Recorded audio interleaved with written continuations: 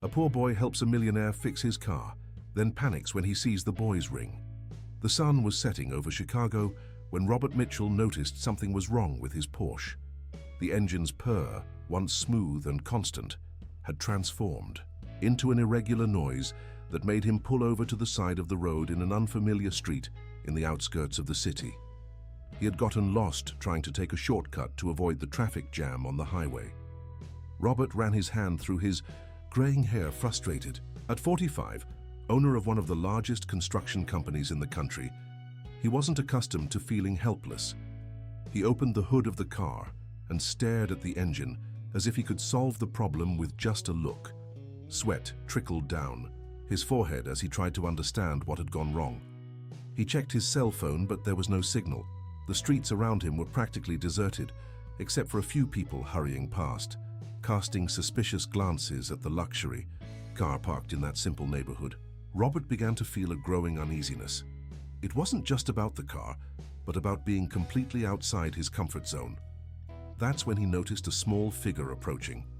A boy who couldn't have been more than 12 years old, wearing worn clothes and carrying an old backpack, stopped a few meters from the car. His eyes, an intense green that contrasted with his tan skin, showed genuine curiosity. "Do you need help, sir?"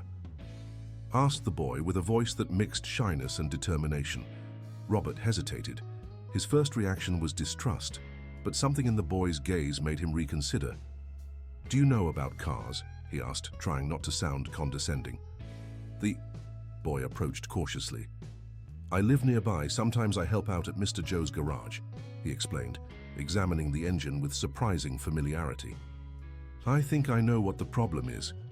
With precise and confident movements, the boy began to tinker with some parts. Robert watched, fascinated by the dexterity of those small, calloused hands. In a few minutes, the boy closed the hood and asked Robert to try starting the car. The engine came back to life with its characteristic purr. "How did you?" Robert began to ask, but his voice failed when a detail caught his attention. On the boy's finger gleamed a silver ring with a blue stone, a ring that he knew very well. Time seemed to freeze. That ring, it was identical to the one he had given to Melissa 15 years ago. The same delicate design, the same turquoise blue stone that he had specially chosen to match her eyes. Melissa, the love of his life, who had disappeared without a trace. "That ring," Robert murmured, his voice trembling slightly. "Where did you get it?" The boy instinctively covered the ring with his other hand, as if protecting a treasure. "It was my mom's," he answered, his expression becoming more guarded. "She gave it to me before she left." Robert felt his heart race. The boy's green eyes, which had intrigued him before, now seemed terribly familiar. The same shade, the same sparkle he had seen so many times in Melissa's face. What's your name?" he asked, trying to keep his voice steady. "Matthew," the boy replied, already backing away. "I need to go now." "Wait," Robert called, but Matthew had already turned and started running down the street. "Please wait." Robert stood still, watching the boy's figure disappear among the simple houses of the neighborhood. His mind was spinning with possibilities and coincidences that seemed too impossible to be mere chance. The ring, the eyes, the age the boy appeared to be. He looked at his watch. It was almost 6 in the evening. The important meeting he had scheduled for that time was completely forgotten. Something much bigger had appeared in his path, something that could change his life forever. With his hands still trembling, Robert took out his cell phone and dialed the number of Jack, his private investigator. No matter how long it took or how much it cost, he needed to find out more about that boy, about Matthew, about the ring he carried, and most importantly, about Melissa. As he drove back home, his mind couldn't switch off from the encounter. The questions multiplied. Why had Melissa disappeared so suddenly? Why had she never contacted him? And most importantly of all, could Matthew possibly be his son? Night was falling over Chicago, and Robert Mitchell, the powerful businessman, who had always had control over everything in his life, now found himself facing a mystery that shook all his certainties. The casual encounter with that street boy had unearthed a past he thought he had left behind, but which now resurfaced with full force, bringing with it an avalanche of emotions and unanswered questions. The next morning, Robert could barely concentrate on his meetings. The image of the boy and the ring wouldn't leave his mind. During an important video conference, he found himself absent-mindedly drawing the shape of that familiar jewel on his notepad. "Mr. Mitchell?" His secretary's voice brought him back to reality. "Investigator Jack is on the line." Robert quickly dismissed the meeting and took the call. "Jack, tell me you have something." "I have some preliminary information," replied the investigator. "The boy attends a public school in the neighborhood where you met him. He lives with a woman named Mrs. Clara, who takes care of several children in vulnerable situations. As for his mother," Jack paused. "She did pass away a few years ago, tuberculosis, according to the records I could find." Robert felt a tightness in his chest. "And her name?" "Melissa Sanders," Jack answered. "But there's something strange about the documents. They seem to have been altered recently. And there's more. I discovered that Melissa had a sister, Bethany Sanders. She's a lawyer and, from what I've gathered, has considerable influence in the region." The name made Robert shudder. Bethany. He remembered her. Melissa's controlling sister, who had never approved of their relationship. "Keep investigating," he ordered. "I want to know everything about this story." That afternoon, Robert drove to the school Jack had mentioned. He parked across the street and waited. When the bell rang, he saw Matthew coming out among other students. The boy was carrying some books under his arm and talking to a girl. His smile was exactly like Melissa's. Without thinking twice, Robert got out of the car. "Matthew," he called. The boy turned, surprised. Upon recognizing Robert, his expression changed to a mixture of curiosity and distrust. "What are you doing here?" "We need to talk," said Robert, trying to keep his voice calm. "About your mother, about Melissa." Matthew took a step back. "How do you know her name?" "I knew your mother," Robert replied, feeling his heart beat faster. We were very close." The boy looked at the ring on his finger, then at Robert. "She never talked about you." "Maybe because she didn't have the chance," Robert said softly. "Matthew, how long have you been living with Mrs. Clara?" "Since my mum." "Since she left," Matthew replied, his voice lowering. "It's been 3 years." Robert felt a deep pain thinking that Melissa had passed away without him knowing, without him being able to help her. "And your Aunt Bethany? She never—" "How do you know my aunt?" Matthew interrupted, now clearly alarmed. "It's a long story," Robert replied. "A story that I think we need to understand together." At that moment, a black car stopped abruptly. Beside them, Bethany Sanders got out, her high heels hitting the asphalt hard. "Matthew, get in the car now," she ordered, casting an icy look at Robert. "Bethany," Robert began, "we need to talk." "Oh, we have nothing to talk about, Robert Mitchell," she cut him off. "Matthew, I said get in the car." The boy, confused and frightened, looked at Robert one last time before obeying his aunt. Bethany got in the car right after, and before Robert could do anything, they drove away. Robert stood on the sidewalk watching the car drive off. Bethany's reaction only confirmed his suspicions. There was much more to this story than it appeared. Her defensive and aggressive behavior suggested she was hiding something important. Back in his office, Robert couldn't concentrate. The pieces of the puzzle were starting to fit together, but there were still many gaps. Why had Melissa never sought him out to tell him about Matthew? Why did Bethany seem so determined to keep them apart?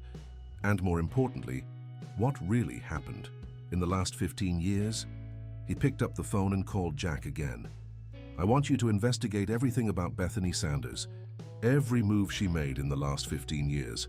Every document she signed, every case she was involved in. There's something very wrong with this story, and I'm going to find out what it is." As night fell over the city, Robert looked out the window of his office in the tall building. Somewhere down there was his son. He was increasingly sure of this, and no matter what Bethany did, he wouldn't rest until he discovered the whole truth and brought Matthew into his life. The next morning, Jack arrived at Robert's office with a thick folder of documents. His face showed concern as he sat in the leather armchair. "What did you find?" asked Robert anxiously. It's more complicated than we imagined, Jack began, spreading some papers on the desk. Melissa tried to contact you several times in the first months after her disappearance. I found records of phone calls, returned letters, even attempts to visit your office. Robert felt his stomach sink. But I never received any of that. Because Bethany intercepted everything, Jack continued. She worked at the law firm that provided services to your company at the time. She had access to privileged information and she used that to ensure Melissa never reached you. Robert rose abruptly, walking to the window.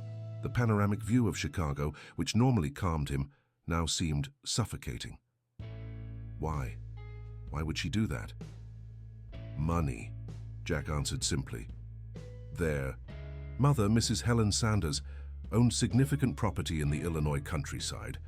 When she fell ill, she left everything to Melissa, with the condition that Bethany would manage the assets until Melissa turned 35. And Melissa never reached. 35, Robert murmured, feeling a lump in his throat. Exactly. With Melissa's passing, Bethany assumed total control of the inheritance. But there's an interesting clause in the will. If Melissa had heirs, they would be entitled to everything when they turned 18. Robert turned quickly. Matthew. Yes, Jack confirmed. And he turns 13 next month. Bethany has been manipulating documents, altering records, all to keep the boy away from any right to the inheritance. And more importantly, away from you. Robert picked up one of the documents from the desk, an old copy of a letter written by Melissa. Her handwriting, which he would recognize anywhere, was there, revealing words that broke his heart. My love, I've been trying to find you for months. I need to tell you something important. I'm expecting our child. Please, when you receive this letter, find me. We need to talk. She knew she was pregnant when she disappeared, Robert said, his voice choked. And she tried to tell me. There's more, Jack continued. I found Mrs. Clara, the lady who takes care of Matthew. She told me that Melissa arrived in the neighborhood already sick, running from someone. In her last days, she insisted on trying to contact you, but she was too weak to leave the house. Robert sat down again, feeling the weight of 15 years, of lies and manipulations. How am I going to tell all this to Matthew? How to explain that his own aunt... Carefully, Jack interrupted. The boy has already been through a lot. And Bethany won't give up easily. She has a lot to lose. At that moment, Robert's secretary rushed into the office. Mr. Mitchell, there's a lady who wants to see you. She says it's urgent. Mrs. Clara entered even before being announced. She was a black lady with graying hair and a worried expression. Excuse the intrusion, Mr. Robert, but it's about Matthew. Bethany showed up this morning and took him. Said they were going to travel for a while. Robert jumped to his feet. Where to? I don't know, Mrs. Clara replied, wringing her hands. But before leaving, Matthew managed to give me this. She took a yellowed envelope from her purse. He said he found it hidden among his mother's things, kept in Bethany's house. Robert opened the envelope with trembling hands. Inside were a letter and an old photo. In the image, he and Melissa were smiling, young and in love, in front of the beach house where they had spent their last weekend together. The silver ring with the blue stone gleamed on her finger. The letter, hastily written, revealed the truth that Melissa had tried so hard to tell. Robert, if you're reading this, something happened to me. Her child is coming and my sister is doing everything to keep us apart. She wants Mom's inheritance, but more than that, she wants to control me as she always has. Don't let her do the same to our child. The ring you gave me will be the proof. I never take it off my finger, and one day it will serve for you two to find each other. We need to act quickly, Jack said, already picking up the phone. I'll contact my sources to locate where Bethany might have taken Matthew. Robert put the letter and photo in his jacket pocket. Mrs. Clara, I need you to tell me everything you know about Melissa's last days. Every detail could be important. The lady nodded, sitting down to tell her story. Meanwhile, Robert felt a growing determination. He had lost Melissa without being able to fight for her, but he wouldn't lose Matthew. He wouldn't allow Bethany to continue manipulating the boy's life, robbing him not only of his inheritance, but also of his right to know the truth about his family. Mrs. Clara served as a true guardian of Melissa's memory. Sitting in Robert's office, She slowly unraveled the story of the last years, each word revealing more about the drama that unfolded away from Robert's eyes. "Melissa arrived here already expecting Matthew," began Mrs. Clara, her eyes distant in memories. "She was scared but determined to protect the baby. She got a job in a clothing store and rented a small room at the back of my house. Whenever she could, she tried to contact someone, but the letters came back. The phone calls didn't go through." Robert listened attentively, his heart tightening with each new detail. "And Bethany, did she appear?" "Not at first," replied Mrs. Clara. "Melissa said her sister didn't know where she was, and that was better that way. But after Matthew was born, Bethany showed up, said she had been looking for Melissa everywhere, that she was sorry, that she wanted to help." Jack, who was taking notes, interrupted, "And Melissa believed her." "She didn't have much choice," Mrs. Clara sighed. "It was getting harder and harder to work with a small baby. Bethany offered financial help, said she had sold some family properties and wanted to share the money. Melissa accepted, more for Matthew than for herself." Robert stood up, restless. "Was that when Bethany started to have control over them?" "Gradually," confirmed Mrs. Clara. "First it was just money for expenses. Then she insisted that Melissa leave her job, that she didn't need to expose herself. She started bringing documents for Melissa to sign, saying it was to regularize her and Matthew's situation." "What kind of documents?" Jack asked, his eyes alert. "Melissa didn't tell me everything, but once I saw her crying after Bethany left. She had signed something about their mother's house, a large document full of legal terms. Melissa said she had no choice, that Bethany had threatened to take Matthew away from her if she didn't sign." Robert clenched his fists. "She used her own nephew as an instrument of blackmail. And when Melissa got sick," continued Mrs. Clara, her voice breaking, "Bethany took complete control. She decided about the doctors, the medicines, who could or couldn't visit. Melissa became increasingly isolated." "But she tried to find me again?" Robert asked, his voice almost a whisper. "In her last days," Mrs. Clara replied, wiping away a tear. "She was very weak, but she insisted on writing. She asked me to keep some letters, said they were important. But when she passed away, Bethany showed up and took everything, said she would take care of her sister's documents." Jack made some more notes. "And the ring? How did it end up with Matthew?" "Ah, the ring." Mrs. Clara smiled slightly. "It was the only thing. Melissa never let Bethany touch. She said it was her most precious treasure after Matthew. On the last night, she called the boy and put the ring on his little finger, tied to a string. She said it was very important that he never lose that ring, that one day he would understand why." Robert felt tears running down his face. Melissa, even in her final moments, had hoped that one day he would find their son. The ring was her last message, her last act of love and resistance against Bethany's manipulations. "Mrs. Clara," Robert said, regaining his composure, "I need you to help me. I'm going to file for Matthew's custody, and your testimony will be crucial." The lady nodded firmly. "Of course I'll help. It's more than time for that child to know the truth about his family. And there's one more thing." She opened her purse and took out a small diary. "Melissa gave me this to keep. She said one day I would know the right time to deliver it. I think that time has come." Robert took the diary with reverence. It was a simple notebook, but its pages contained the story he so needed to know.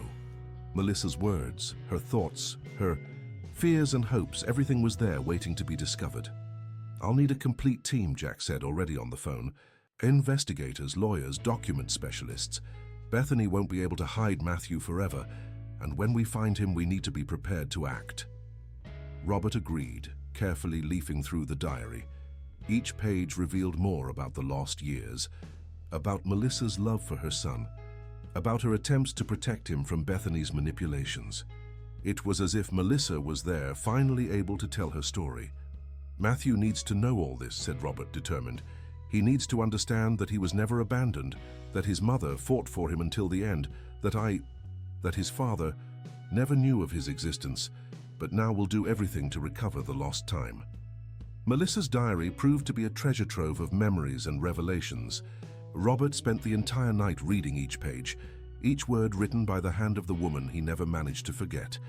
Between tears and smiles, he discovered the story of the first years of his son's life.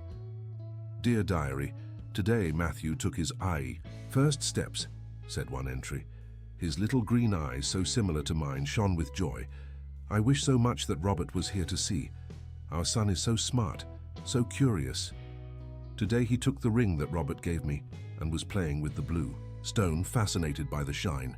It's as if he knew that this ring holds a love story." The reading was interrupted by a call from Jack. "Robert, we've located Bethany. She took Matthew to a family farm in the Illinois countryside." "I'm going there right now." Robert was already on his feet, grabbing his jacket. "Wait," Jack interrupted him. "We can't act hastily. Bethany is a lawyer. She knows the laws. If we invade the property or do something irregular, she can use that against us in the custody process." Robert took a deep breath, trying to control his anxiety. "And what do you suggest?" "I've already activated our lawyers. We're filing for temporary custody based on the evidence we have. Melissa's diary, Mrs. Clara's testimony, the documents we found, everything indicates that Bethany manipulated the situation to keep you away from Matthew." At that moment, Robert's secretary hurriedly entered the office. "Sir, there's an urgent call. It's from Matthew." Robert picked up the phone with trembling hands. "Matthew? Hi." The boy's voice sounded hesitant.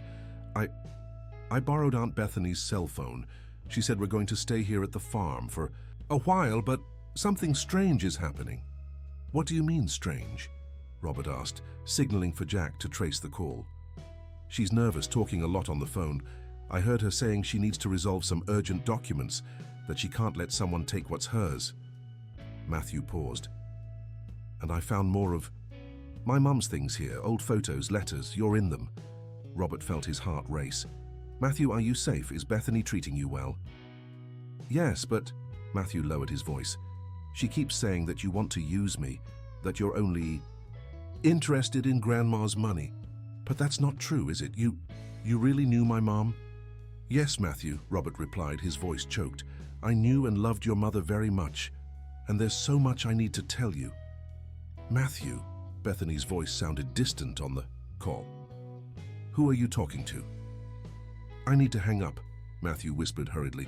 "But first, I found a letter from my mom. She wrote that you are my..." The call dropped. Robert stared at the phone, his heart beating wildly. Matthew was about to discover the truth. "We got the trace," Jack announced. "Sanders family farm, 200 kilometers from Chicago. And there's more. Our investigators discovered that Bethany is preparing documents to try to transfer the family properties to her name. She knows we're close to the truth." Robert picked up Melissa's diary and some old photos. "Prepare everything. As soon as we have judicial authorization, I want to go there." In the following hours, the legal team worked intensively. The on-duty judge, after analyzing the preliminary evidence, granted a precautionary measure preventing Bethany from leaving the state with Matthew. He also authorized a supervised visit by Robert to the farm, accompanied by a court officer. While his team prepared the final details, Robert returned to Melissa's diary. One of the last entries made him stop, emotional. "My son is growing so fast. Today he asked me about his father, and my heart ached at not being able to tell the whole truth. But I kept all the evidence, all the memories. One day, Matthew will know that he was born from a true love, that his father didn't abandon him. He simply didn't know of his existence. And when that day comes, I hope that the ring Robert gave me will serve as a bridge between past and present, uniting father and son as it always should have been." Robert closed the diary, determined. Years of lies and manipulations were about to come to an end. In a few hours, he would be face to face with his son again, this time with all the necessary evidence to reveal the truth that Bethany had tried so hard to hide. Night was falling over Chicago when Robert, Jack, and the legal team set out for Sanders family farm. In the back seat of the car, Robert held Melissa's diary close to his chest, like a talisman. Each kilometer traveled brought him closer not only to Matthew, but also to the chance to finally do justice to Melissa's memory. Sanders, Family Farm appeared on the horizon as the first rays of sun began to gild the fields. It was an imposing property, with a large colonial-style house and well-maintained gardens. Robert observed the place where Melissa had spent her final days, feeling a mixture of sadness and indignation. The court officer, Mr. Daniels, was the first to get out of the car. He approached the main gate and rang the bell. After a few tense minutes of waiting, a housekeeper appeared. "Good morning," Mr. Daniels presented the documents. "We have a court order to speak with Ms. Bethany Sanders and the minor Matthew Sanders." The housekeeper seemed nervous. Ms. Bethany left early with the boy, said they were going to take care of some business in town. Robert felt his blood freeze. Jack immediately took out his phone, contacting his sources. The court officer, however, remained calm. "Ma'am," he said firmly, "obstruction of justice is a crime. If Miss Sanders instructed you to lie—" "Uncle Robert!" a familiar voice interrupted the conversation. Matthew came running from behind the house, ignoring the shouts of the housekeeper who tried to stop him. Robert felt his heart race when he heard Matthew call him uncle for the first time. The boy stopped in front of him, breathless. "I knew you would come," Matthew said, his green eyes shining with emotion. "I spent the night reading my mom's letters. She wrote about you, about us." At that moment, Bethany appeared on the porch of the house, her face contorted with anger. "Matthew, come inside now." "No, Aunt," Matthew replied with surprising firmness for his age. "Enough lies, I know everything." The court officer stepped forward, presenting the documents to Bethany. "Ma'am, we have a court order. Mr. Robert Mitchell has the right to a supervised visit, and you are prohibited from leaving the state with the minor." Bethany descended the stairs slowly, her heels hitting hard against the wooden steps. "This is absurd. Matthew is under my guardianship. I'm his only family." "That's not true," Matthew said, his voice trembling slightly. He took a crumpled envelope from his pocket. "I found this hidden in your office. It's a letter from my mum telling the whole truth." Robert watched, moved, as Matthew unfolded the paper. Melissa's handwriting filled the page with words that would finally come to light. "My dear son, if you're reading this letter, it means you finally discovered the truth that your Aunt Bethany tried to hide for so long.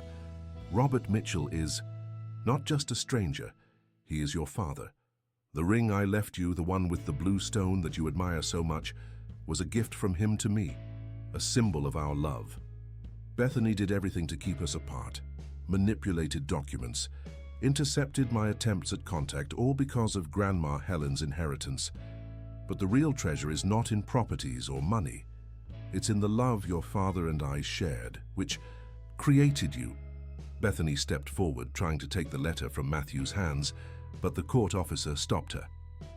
"Ma'am, I suggest you stay calm. Any thoughtless action will only worsen your situation." "You don't understand," Bethany said, her voice trembling. "Everything I did was to protect the family assets. Melissa was too naive. She would have handed everything over to this fortune hunter." "Fortune hunter?" Matthew questioned, his voice filled with hurt. "The only fortune hunter here is you, Aunt. Hiding letters, lying about my father, making me believe I was alone in the world." Robert stepped forward, gently placing his hand on Matthew's shoulder. The boy didn't move away. On the contrary, he moved closer. "Bethany," Robert said calmly, "it's over. We have all the evidence. Melissa's diary, the letters you hid, the documents you altered. I won't allow you to continue manipulating my son's life." Matthew looked at Robert, his eyes watering. You really want to be my father?" "More than anything in the world," Robert replied, his voice breaking. "From the moment I saw you with your mother's ring, my heart knew. And now that we've discovered the whole truth, I want to recover every minute lost." Bethany, seeing her control slipping away, tried one last card. "Matthew, think carefully. You barely know this man. I've taken care of you all these years." "After isolating my mother from everyone who loved her," Matthew responded, "I found her medical records, Aunt. I saw how you prevented her from seeking other treatments, how you kept her isolated when she needed help the most." The court officer signaled, and two police officers who accompanied the visit approached. "Miss Sanders, we have a warrant to seize all documents related to the family inheritance, and I suggest you find a lawyer. The accusations are serious." As Ixiu, Bethany was escorted into the house by the police officers. Matthew turned to Robert. His eyes, so similar to Melissa's, were full of hope and unasked questions. "Can we talk?" he asked timidly. "I want to know everything about you and my mom. How you met, what your love was like." Robert smiled, feeling his heart overflowing with love. "We have all the time in the world now, son, and I promise that I'll never let anyone separate us again." The following days were ones of intense adaptation for Robert and Matthew. After the confrontation at the farm, the judge granted temporary custody to Robert, allowing father and son to begin building the relationship that had been denied to them for so many years. Matthew's move to Robert's apartment was a delicate moment. The boy arrived carrying only a worn backpack and a cardboard box with his most precious belongings. Among them, all of Melissa's letters and photos that he had found at the farm. "This is your room," Robert said, opening the door to one of the rooms he had hastily prepared. "I know it's a bit empty still, but we can decorate it together however you want." Matthew entered the spacious room timidly, his eyes scanning the white walls and the king-size bed that seemed too big for him. "I've never had a room of my own," he confessed, placing his backpack on the bed. Robert sat down beside him. "It might seem strange at first, but we'll get used to it gradually. We don't need to rush." The boy nodded, nervously playing with the ring on his finger. "Can I ask you something?" "Of course. Anything." "What was Mom like when you two met?" Matthew's eyes sparkled with curiosity. Robert smiled, pulling an old photo from his jacket that he always carried with him.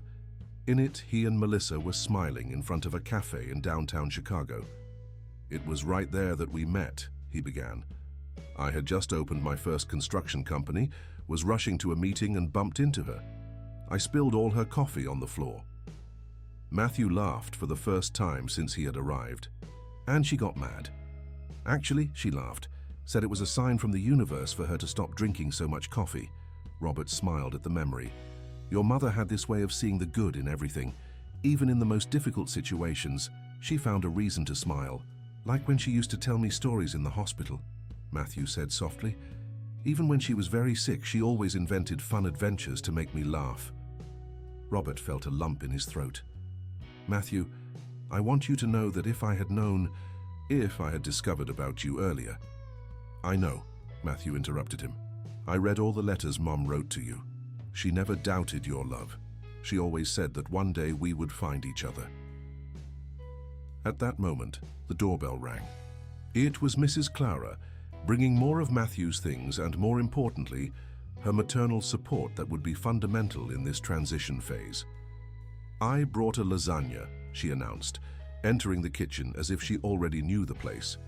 "I imagine you two need a good home-cooked meal." During dinner, Matthew began to open up more. He talked about his passion for mechanics, learned during the afternoons he spent at Mr. Joe's garage. He talked about his friends from school, about how he loved math but hated geography. "Did you know your father was also fascinated by mechanics when he was young?" Mrs. Clara commented, serving another piece of lasagna to Matthew. "Your mother told me he always fixed her car, even when she insisted on taking it to the garage." "Really?" Matthew asked, his eyes shining. "Yes," Robert confirmed. "Actually, I still have a small workshop in the building's garage. It's more of a hobby now, but maybe you'd like to take a look at it sometime."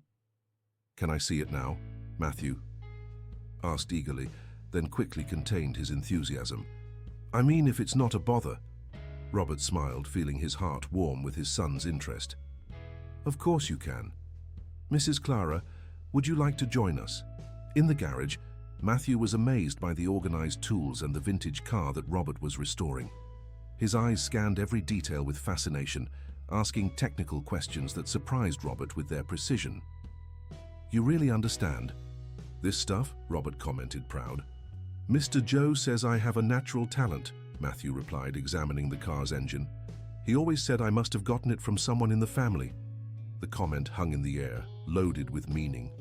Robert realized that it was these small moments of discovery that would help build his relationship with Matthew. Each similarity found, each shared interest was a brick in the bridge they were building between them. Later, after Mrs. Clara had left and Matthew had retired to his new room, Robert sat in the living room, looking at the city lights through the window. His cell phone vibrated with a message from Jack. "We secured more documents. Bethany started transferring properties to offshore accounts years ago. The investigation is advancing. We'll talk more in the morning." Robert put away his phone, his thoughts not on the investigation or the properties, but on the sound of Matthew's laughter in the garage, the sparkle in his eyes when talking about mechanics, the way he unconsciously twisted the ring on his finger exactly as Melissa used to do when she was thoughtful. From the hallway he heard a soft noise. Matthew was standing in the doorway of his room barefoot, looking smaller in his new pajamas. "I can't sleep," he admitted shyly. "Everything is so different." "Want to talk a bit?" Robert offered. "We could make some hot chocolate. Your mother always said there's no problem that a good cup of hot chocolate can't help solve." Matthew smiled, recognizing another memory of his mother. "She used to make it for me when I had nightmares." As they prepared the hot chocolate together, father and son slowly began to weave their own story, filling the emptiness of the lost years with new moments. Matthew's adaptation to his new life brought challenges that Robert hadn't expected. In the first week, the boy still maintained a certain distance, as if fearing that everything was temporary. His questions about his mother, once eager and frequent, became more restrained, almost hesitant. It was during a particularly silent breakfast that Robert realized what was happening. Matthew was stirring his cereal without eating, Melissa's ring shining on his finger in the morning light. "Is everything okay, son?" Robert asked gently. Matthew took a few seconds to respond. What if I'm not the son you expected?" The question hit Robert like a punch to the stomach. "Why would you think that?" "It's just," Matthew began, still not looking up. "You're so important. You have this huge company, this incredible apartment, and I'm just a kid who grew up fixing cars in a neighborhood garage." Robert rose from his chair and knelt beside his son. "Matthew, look at me." He waited until the boy's green eyes met his. "You are so much more than that. You're my son, and each day I spend getting to know you only makes me more certain of how special you are. But Aunt Bethany always said—" "Forget what your aunt said," Robert interrupted him gently. "She was wrong about many things. Do you know what I see when I look at you? I see your mother's intelligence and kindness. I see your passion for mechanics, which is just like mine when I was your age.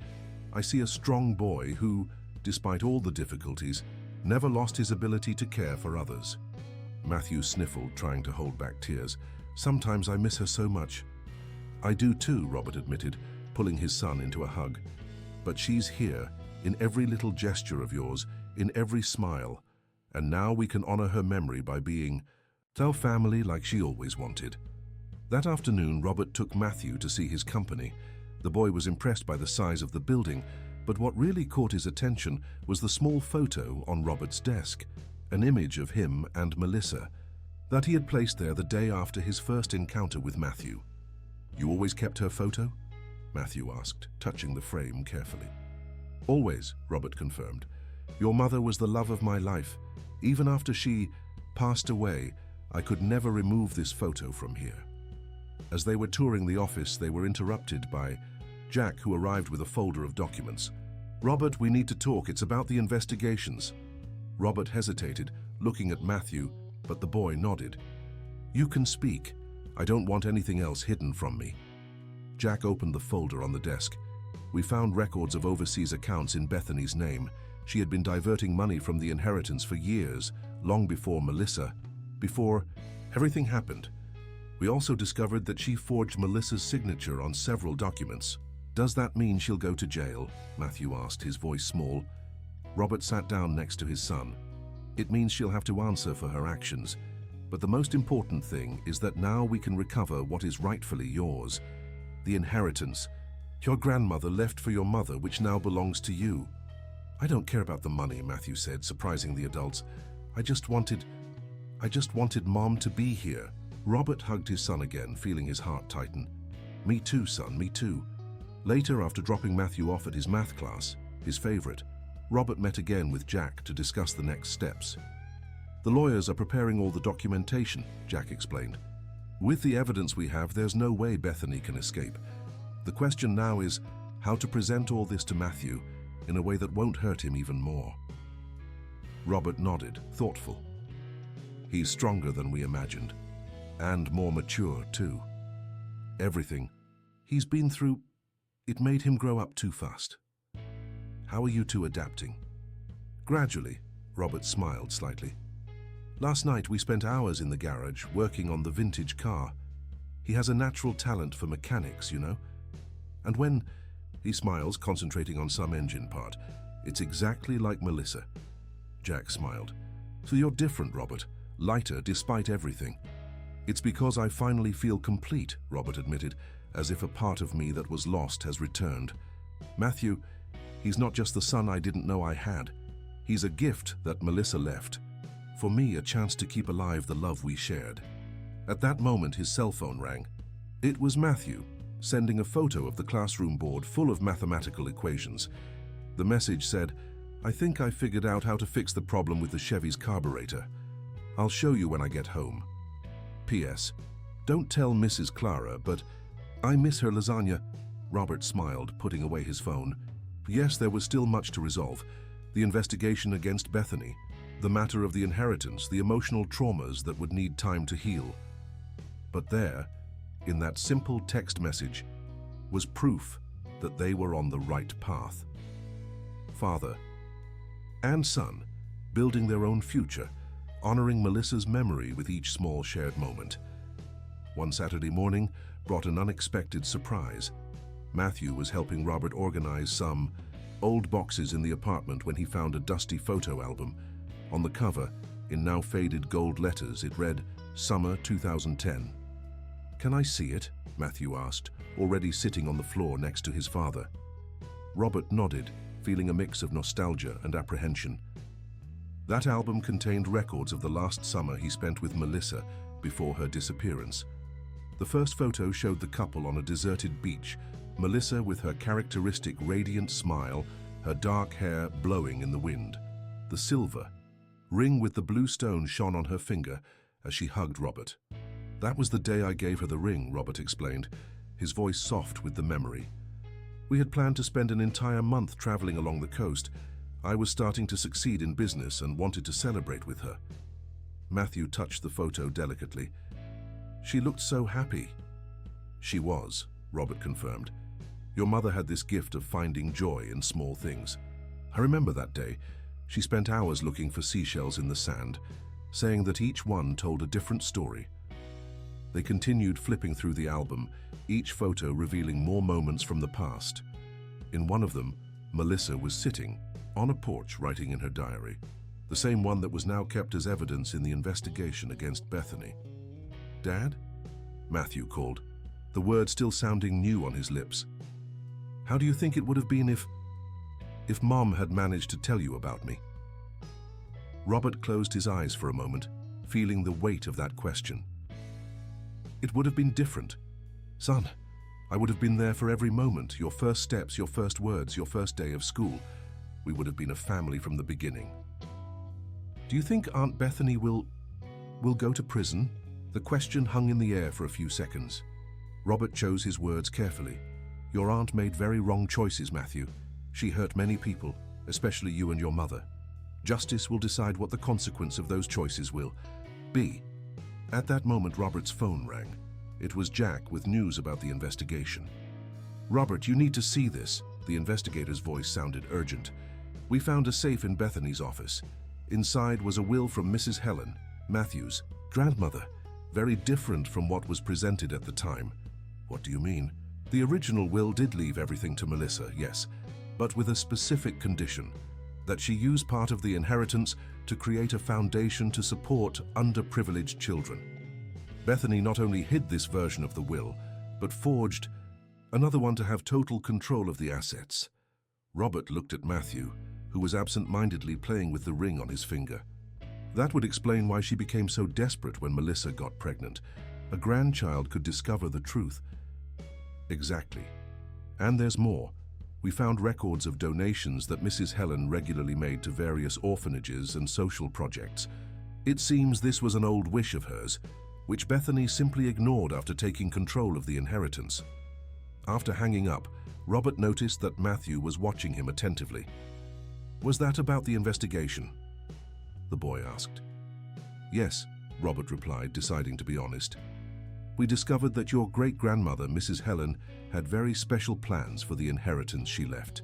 She wanted to help children who needed support." Matthew's eyes lit up. "Like the children who live with Mrs. Clara." "Exactly like them." Matthew was silent for a moment, thoughtful. "You know, Dad, I was thinking, now that I'll have this inheritance, maybe we could do what Great-Grandma wanted. Help other children, you know, like Mrs. Clara did for me." Robert felt his heart overflow with pride. Even after everything he'd been through, his son thought of others first. It was another characteristic he had inherited from Melissa. "It's a wonderful idea, son," he replied, hugging Matthew. "We can start planning it together. Your mother would be very proud of you." That night, after Matthew went to bed, Robert found a folded note on his pillow. Inside, in his son's still irregular handwriting, was written, "Dad, thank you for helping me get to know Mom better through your memories. Today, looking at those photos, I felt like she was here with us. I think she would be happy to see that. We're finally together. P.S. Could we go to that beach in the photos someday? I want to look for seashells too." Robert kept the note with his most precious photographs, feeling that somehow Melissa was smiling at them at that moment. His son not only had her appearance, but also her generous heart and her ability to see beauty even after the storm. The investigation continued to advance, revealing more and more of Bethany's manipulations. But what really mattered was there, in that apartment, a father and son rebuilding their story, transforming pain into hope and honoring the memory of a woman who dreamed of this moment until her last day. The day of the final hearing arrived with a mixture of apprehension and hope. Robert and Matthew entered the courthouse side by side, both wearing blue suits specially, chosen for the occasion. Melissa's ring shone on Matthew's finger like a talisman of strength and protection. Bethany was already there, sitting with her lawyers. Her face was paler and more tense than ever, and she avoided looking directly at her nephew when he entered the room. "Are you ready?" Robert asked Matthew softly. The boy nodded, squeezing his father's hand. "Mom always said that truth has its own strength. Today it will win." Judge Helen Martin, a woman with a serene expression and a perceptive gaze, began the session. The evidence was presented one by one. Melissa's diary, the intercepted letters, the falsified documents, Mrs. Helen's original will, the suspicious transfers to overseas accounts. When it came time for Matthew's testimony, he rose with surprising dignity for his 13 years. "Matthew," the judge began gently, "can you tell us about your life with your Aunt Bethany?" "She was never really my aunt," Matthew replied, his voice clear and firm. "A real aunt wouldn't hide from a child who his father is, wouldn't lie about her own sister, wouldn't use money that should help other children for her own benefit." Bethany shifted uncomfortably in her chair. "During all these years," Matthew continued, "she made me believe I was alone in the world. But my mother left clues, left this ring," he raised his hand, showing the jewelry, "and left her love in every word she wrote. She knew that one day the truth would come out." The judge listened attentively to each witness. Mrs. Clara spoke about Melissa's final days, about how Bethany controlled every aspect of her life. Jack presented evidence of the forgeries and money diversions. Robert told how he discovered his son's existence and how Bethany tried to prevent their reconciliation. Finally, the time came for the judgment. The judge adjusted her glasses and looked directly at Bethany. "Miss Sanders, your actions demonstrate a consistent pattern of manipulation and fraud. You not only harmed your nephew and your late sister, but also disrespected your mother's last wish, who wanted her fortune to help children in need." Bethany lowered her head, her hands trembling on the table. This court determines that all assets be immediately transferred to a trust fund in the name of Matthew Sanders Mitchell, to be administered by his father, Robert Mitchell, until he reaches adulthood. Additionally, you will face the legal consequences of your fraudulent actions in a separate process. When the judge struck her gavel, Matthew hugged his father, his eyes watery. "Is it over?" "Yes, son," Robert replied, kissing the top of his head. "Now we can truly move forward." As they left the courthouse, they found Mrs. Clara waiting with a warm smile. "How about a special lunch to celebrate? I made that lasagna you both love so much." On the way home, Matthew was unusually quiet, looking out the car window. "Is everything okay?" Robert asked, concerned. "I was thinking about Mom," Matthew replied. "She always said that one day everything would work out. I think she was right." "Your mother was always right," Robert smiled. "Especially about people. She saw the best in everyone." "Dad," Matthew called after a moment, "can we start planning the foundation? The one great-grandma wanted to create to help other children?" Robert felt his heart expand with pride. "Of course we can. In fact, I already have some ideas. We could start by helping Mrs. Clara expand her work. How about that?" Matthew's face lit up. "And we could create a mechanics workshop too, to teach skills to teenagers, like Mr. Joe did for me." "That's an excellent idea," Robert agreed. "We'll transform this sad story into something positive, something your mother and great-grandmother would be proud of." When they arrived home, they found an envelope waiting for them. Inside was an old photo of Melissa, still a teenager, embracing Mrs. Helen. On the back, in the elderly woman's shaky handwriting, was written, "To my dear granddaughter Melissa, never forget that the true value of an inheritance is not in the money, but in the good we can do with it." Matthew held the photo carefully, his fingers tracing his mother's smiling face. "We're going to make this happen, Dad. We're going to fulfill her dream and great-grandma's." Robert hugged his son, feeling that finally the circle was closing. The pain of the past hadn't disappeared, but it was transforming into something new, something hopeful. Melissa might not be physically present, but her love and values lived on through Matthew, and now they had the chance to multiply that love, helping other children find their way.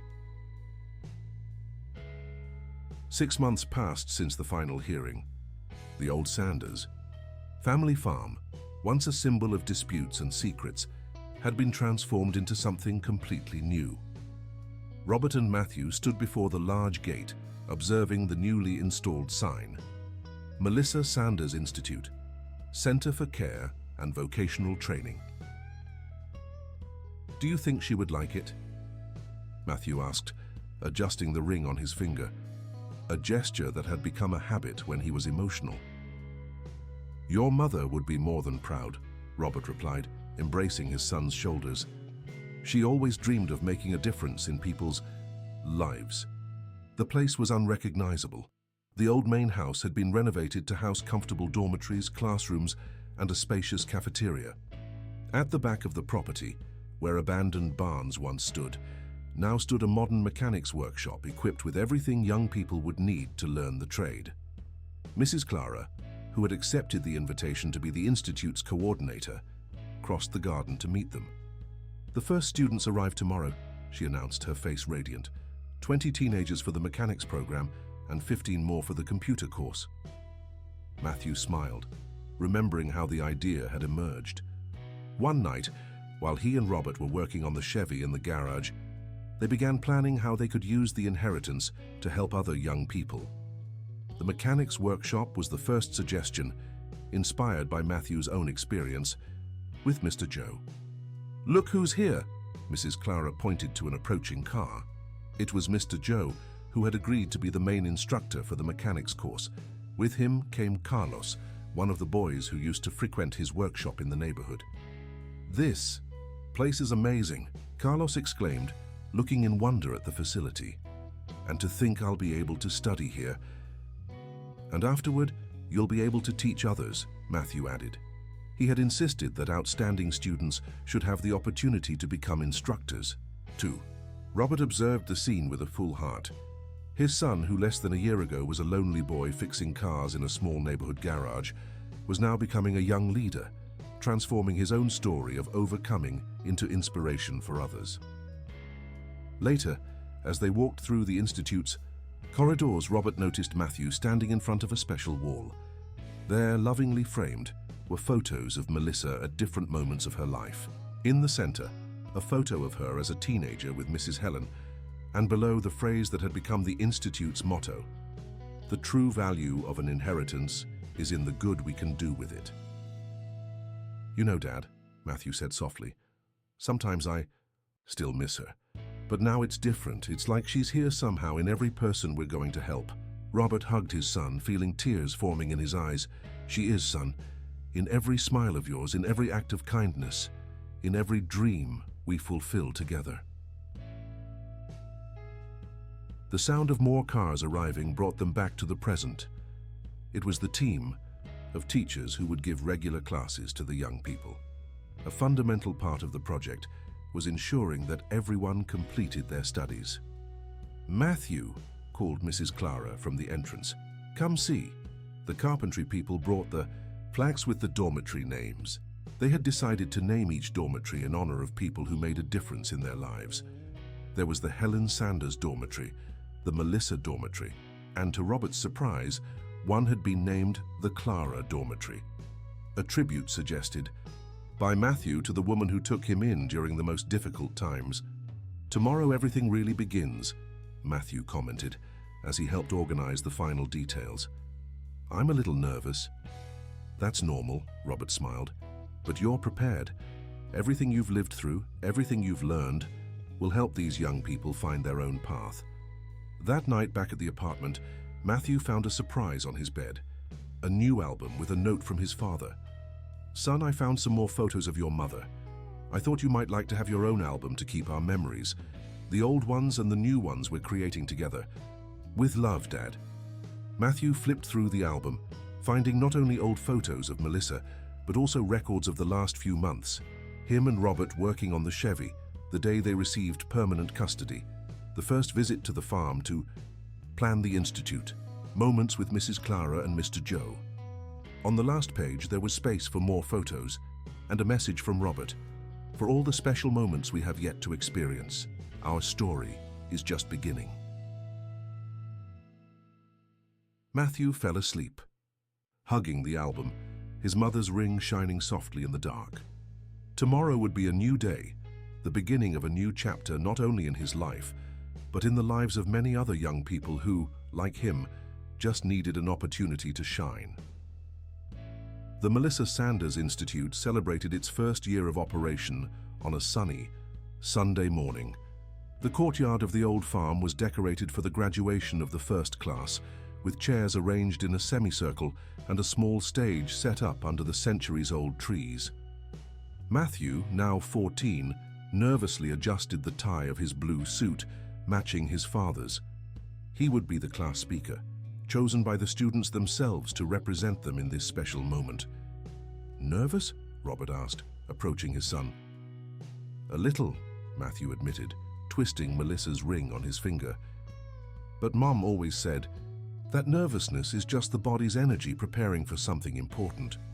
Robert smiled, recognizing another of Melissa's characteristic phrases. It was impressive how Matthew treasured every word she had said, transforming them into guides for his own life.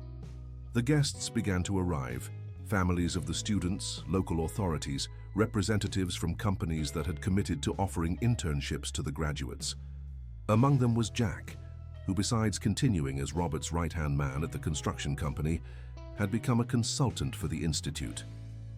Mrs. Clara coordinated the final preparations, her eyes shining with pride as she watched the young people in their blue gowns, a color chosen in honor of the ring that had reunited that family. When everyone was seated, Matthew took the stage.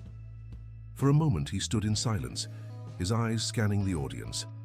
Then, with a confidence that came from the heart, he began his speech. A year ago, this place was just an old farm, full of sad stories and secrets. Today, it's a place of transformation and hope. Each of us graduating today arrived here with a different story, but with the same dream: to change our reality. I learned from my mother, Melissa Sanders, that the greatest changes begin with small acts of love. She isn't physically here today, but her spirit of generosity and strength lives in every corner of this institute that bears her name. I learned from my great-grandmother, Helen, whom I never met, but whose dream we are fulfilling, that true wealth lies in the good we can do for others. Each dormitory, each workshop, each classroom here is proof that her dreams were not forgotten. I learned from Mrs. Clara that family is not just a matter of blood, but of love and care. She took me in when I needed it most, and now welcomes each young person who comes here seeking an opportunity. And I learned from my father, Robert Mitchell, that it's never too late to start over, to build new bonds, to transform pain into hope. He showed me that true love survives time and distances, and that each day is a new chance to make a difference in someone's life. Matthew paused, his eyes finding his father's in the audience. Robert smiled, silent tears running down his face. Today, we're not just celebrating the graduation of 35 young people in mechanics and computing. We're celebrating the transformation of lives. Each of us is leaving here not just with a certificate, but with the certainty that we can be protagonists of our own story. And this is just the beginning. Next semester, we'll welcome 50 more students. The dream continues to grow, to multiply. Because, as my mother always said, love is like that. The more you share it, the more it increases. When Matthew finished his speech, the audience rose in emotional applause. Robert went up to the stage to hug his son, and Mrs. Clara joined them, her eyes teary. The ceremony continued with the presentation of certificates and the announcement of companies offering internships to the graduates. Mr. Joe, proud, introduced the 5 students who had excelled and would become his assistants next semester. At the end of the celebration, as families took photos and shared a lunch specially prepared for the occasion, Matthew and Robert walked to the back garden, where a wooden bench had been placed under a jabuticaba tree, Melissa's favorite. "Dad," Matthew called, sitting on the bench, "do you think we succeeded in fulfilling Mum's and great-grandma's dream?" Robert hugged his son by the shoulders. "We not only fulfilled it, son, we multiplied it. Each young person who leaves here will touch other lives, which will touch other lives. It's like a chain of love and transformation." Matthew smiled, looking at the ring on his finger, the symbol that had started this entire story. "You know what's funny? Before, I wore this ring to feel closer to Mom. Now, I wear it to remind me that her love continues to live in every person we help." Robert kissed the top of his son's head. "And it will continue to live forever through you, through this institute, through every life we touch." As the sun set on the horizon, father and son remained seated on that bench, watching the guests still celebrating in the courtyard. The Melissa Sanders Institute wasn't just a vocational training center. It was a living testament to how love can transform stories of pain into stories of hope, how dreams can survive time, and how sometimes the most unexpected encounters can completely change the course of our lives.